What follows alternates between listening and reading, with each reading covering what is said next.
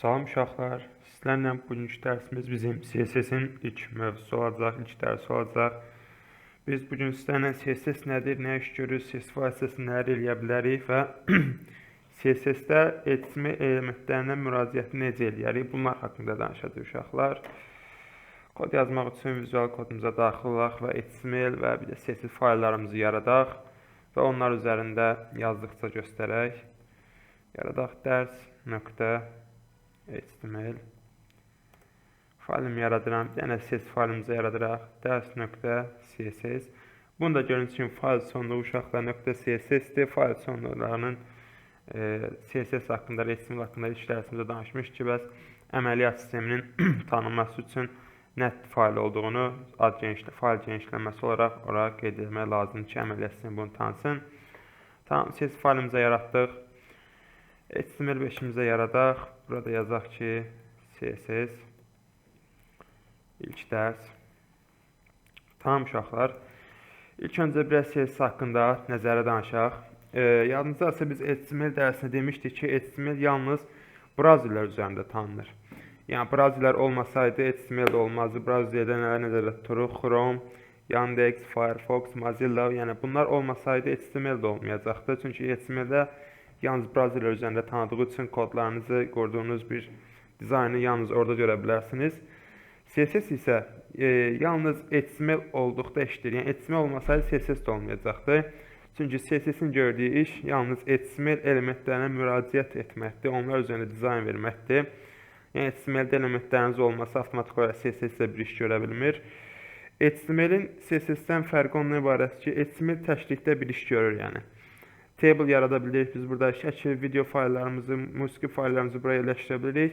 Amma yenə deyim kimi CSS bu işləri görə bilmir. CSS ancaq HTML-dəki elementlərə müraciət edib, onlara style verə bilir, yəni dizayn verə bilir.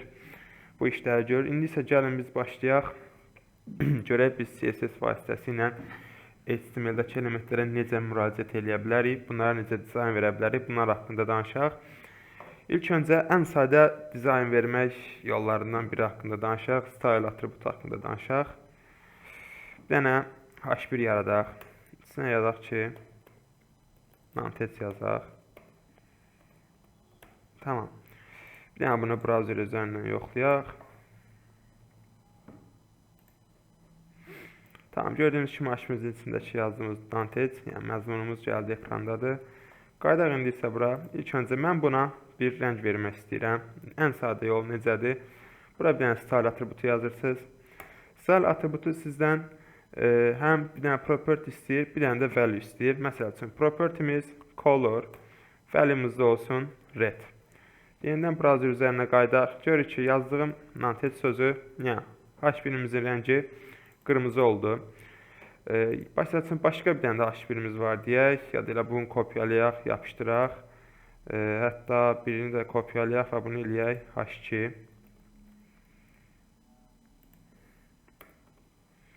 Hətta gəlin bunun tetsini silək, nan qalsın. Axırda bunu da üzərində biraz işləyərik.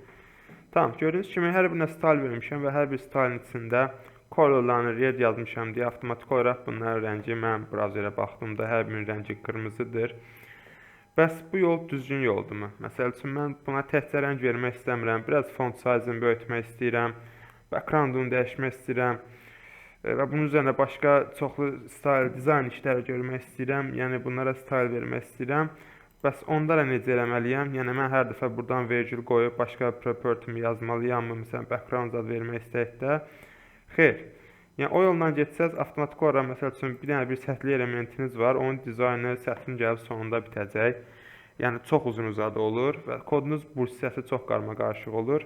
Ona görə də bu yol o qədər də düzgün yol deyil, çünki yenə deyirəm, kodunuz çox qarma-qarışıq olur. Bəs bu kimi hallarda biz necə eləyəcəyik, nələrdən istifadə edəcəyik, gəlin indi isə onlar haqqında danışaq. Buradan verdiyim style'ları silək, çünki artıq onlara ehtiyac yoxdur. Tamam. Məsəl üçün, mən burada H1-lərin rəngini qırmızı eləmək istəyirəm. Gəlirəm header-ımın içinə. Burada bir dənə style tag atırsınız.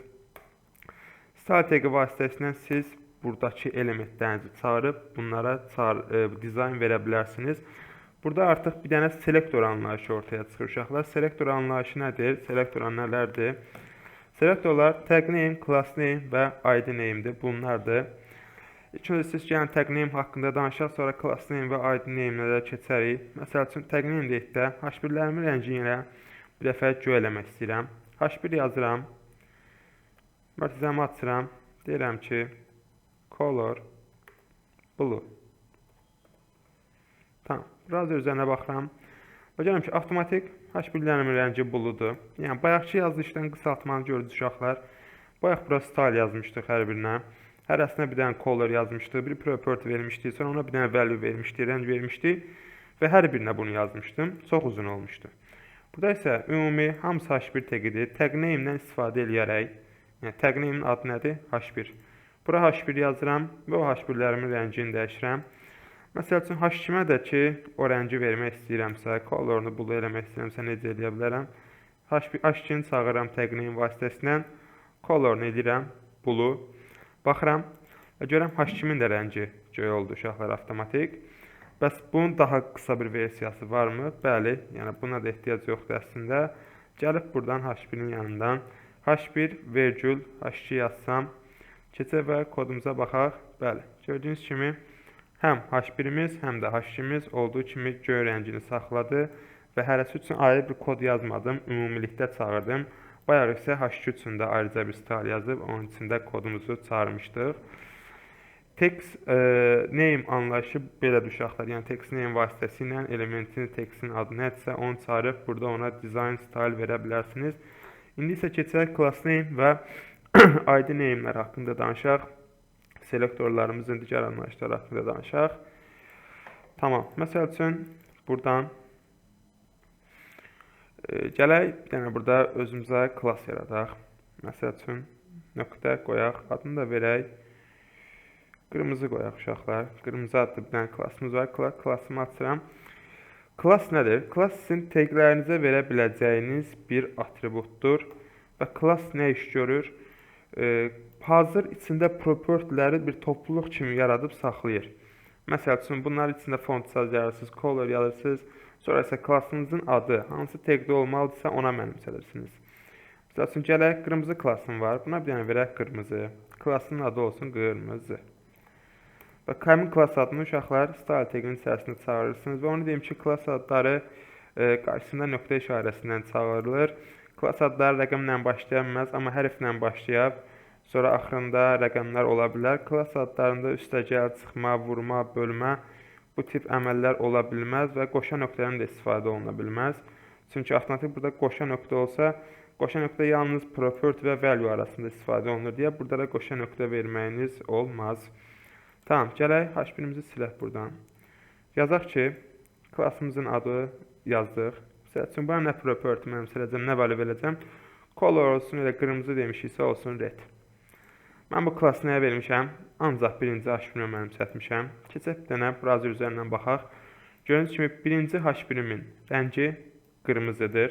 Amma digərləri yox. Çünki yalnız klassının atributun içində qırmızı yalnız bir dənə birinci H1-də yazmışam. Bunu digər H1-lərə də yazaq. Class, qırmızı və ən sonuncu H2-yə yazaq. Class, qırmızı.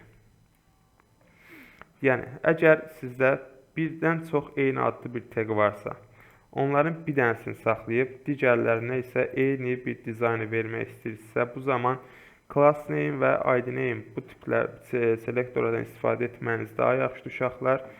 ID name haqqında da birazdan danışacağıq. Yəni, gördüyünüz kimi klassımızı yaradırsınız.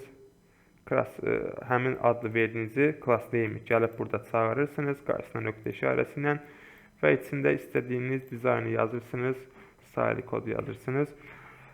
Class name dediyim kimi içində hazır propertylər topluluğunu saxlayır. Məsəl üçün, mən burada sadəcə color yazmışam. Çünki CSS-imizin birinci dərsidir. Başqa kodlara, hələ çətin kodlara keçmək istəmirəm.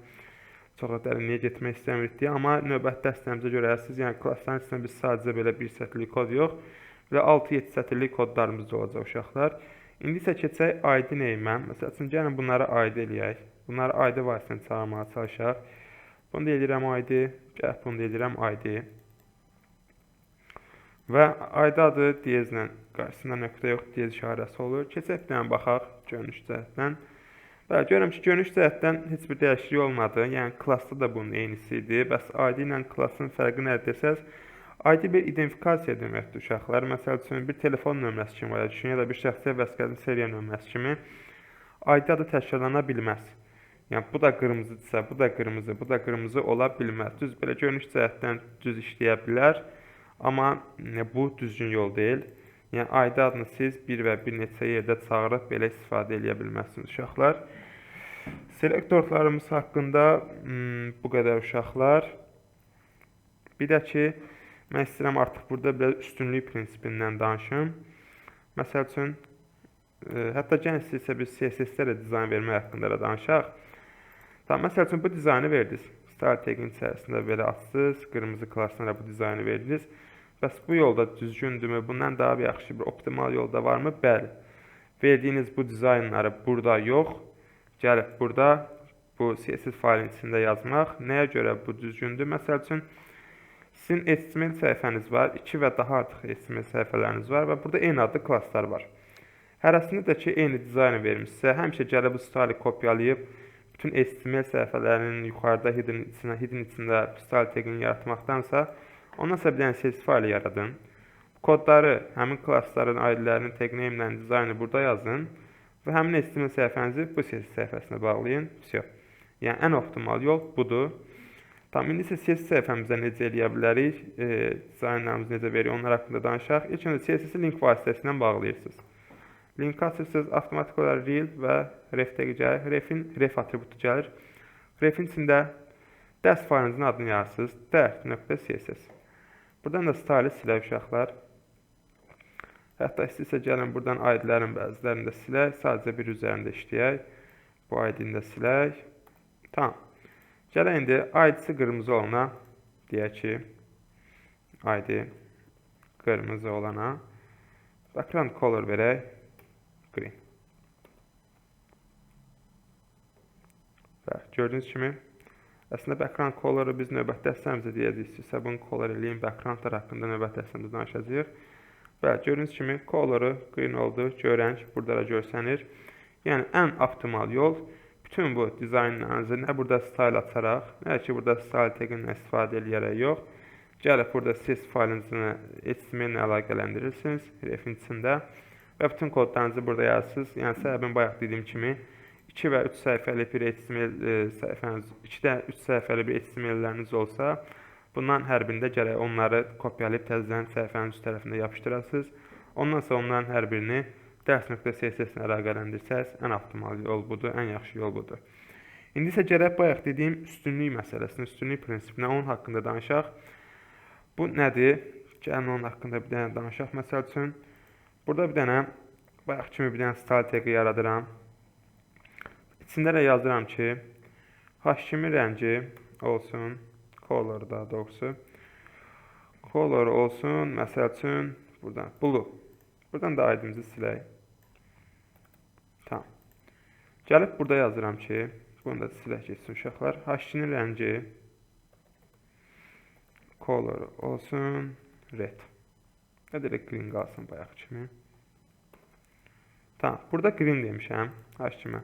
Burada da demişəm blue.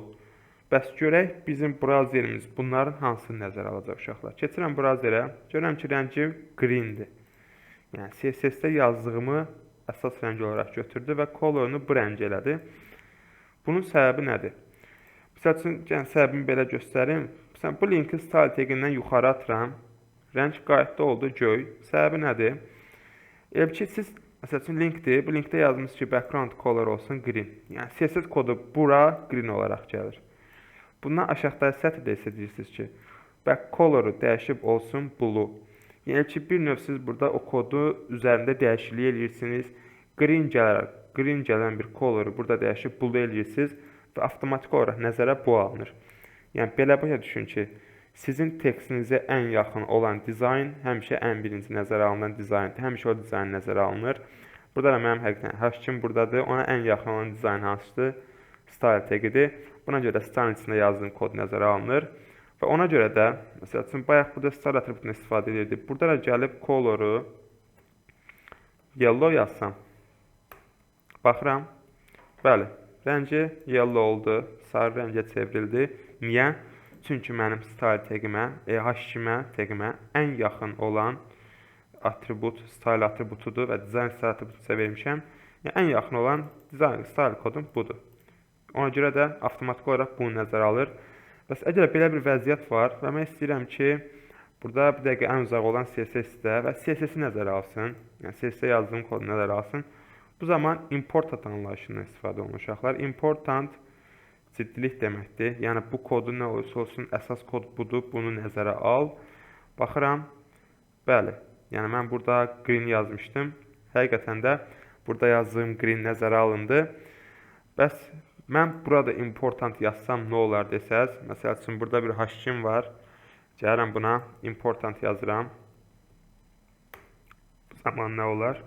Baxıram ki və görürəm ki, H2-min rəngi göy oldu. Niyə? Çünki importantsız vəziyyət hansı idi? Nə bu var idi, nə də bu var idi. Avtomatik olaraq ən yaxın olan bu idi və yaxud da bu idi ki, bunlar nəzərə alırdı. Hətta siz gəlin bunları silə ki, çox da qarışmasın. Bunu sildik. Tamam. Avtomatik olaraq style nəzərə alınırdı. Çünki mənim H2-min ən yaxın olan style idi. Yəni, belə bu çünki bunlar bir-birinə, ikisi də eyni adlı bir tagə müraciət edir və koda dizaynə müraciət edirsə, avtomatik olaraq bu importantlar belə başa düşün ki, ixtisara gedir. Yəni, important gedəndən sonra burada qalır yerdə color blue, burada da qalır yerdə color green və tagimə ən yaxın olan style taginin içində verdiyimdir deyə avtomatik olaraq bu nəzərə alınır. CSS-imizin ilk dərsi haqqında bu qədər uşaqlar. Biz bu dərsimizdə sizlərlə CSS-dən HTML elementlərinə necə müraciət eləmək olar, bunlar haqqında danışdıq. Bugünkü dərsimiz bu qədər uşaqlar.